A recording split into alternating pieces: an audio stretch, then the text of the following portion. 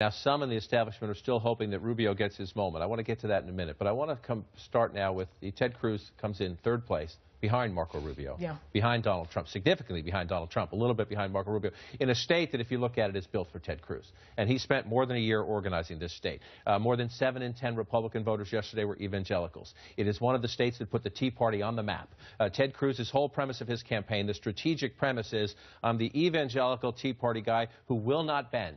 I will not back down. I will not be McCain. I will not be Romney. I will not be Bob Dole. I will not run to the middle if I win the nomination. And he got spanked. Forgive me, but he got spanked by a guy whose central premise is the art of the deal. Everything Ted Cruz campaigns against, Donald Trump is, and Donald Trump beat him in a state built for Cruz.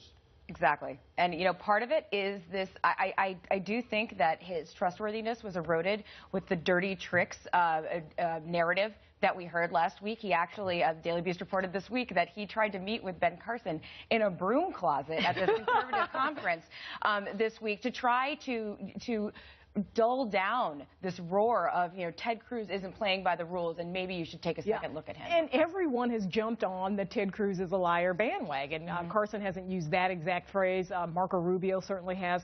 Donald Trump certainly has too. In his victory speech, Ted Cruz said that he defied pundits, and he's right. He did defy pundits by coming in third instead of actually winning, because it's a state tailor-made for him. And I think going into those SEC primary states, he was supposed to be the man to watch going into those states because they're so evangelical. But it looks like his firewall is cracking. And it wasn't even losing to Donald Trump. I mean, I think a lot of people probably expected that would be the case, but losing to Marco Rubio and finishing behind was a much bigger blow to his campaign, and he's got to start beating Donald Trump somewhere because they're fighting for similar voters. He can't just say, well, I'll win in Texas. He's going to have to win in a lot more places and beat him in some of those SEC states like Tennessee, Alabama. He's got to do much better than he's been doing so far. But you mentioned the liar, liar part. Let's listen to a bit of that because I suspect this will continue as the campaign goes on. If you're Trump, and if you're Rubio, you think what you just did the past week in South Carolina worked,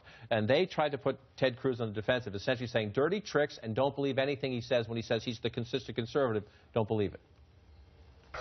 We had a guy who cheated. I mean, you know, this guy Cruz cheated. He really cheated. What he did to Ben Carson was a disgrace, okay? He cheated. He's lying, and I think it's disturbing. I said that at the debate. He's now literally just making things up. I think this is very disturbing when you have a candidate that now on a regular basis just makes things up. Truth matters.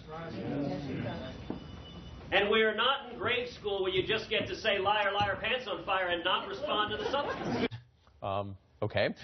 You know, he's going to have to fight back tougher than I think saying you can't say liar, liar, pants on fire. But let's go back to the grade school analogy that Senator Cruz made there. In grade school, you learn basic math and arithmetic. And I think one of the things we're seeing in this race is that Trump can reach into Cruz's evangelical base and Tea Party base. Rubio reaches into Cruz's evangelical base and Tea Party base. But Cruz can't reach into their box. He's not winning in places where you have moderate Republicans, where you have the pro-business Chamber of Commerce Republican. So you have Rubio and Trump playing there. If Cruz can't reach into the other people's boxes, his only option, right, is to push Rubio and Trump out of his. How does he do that?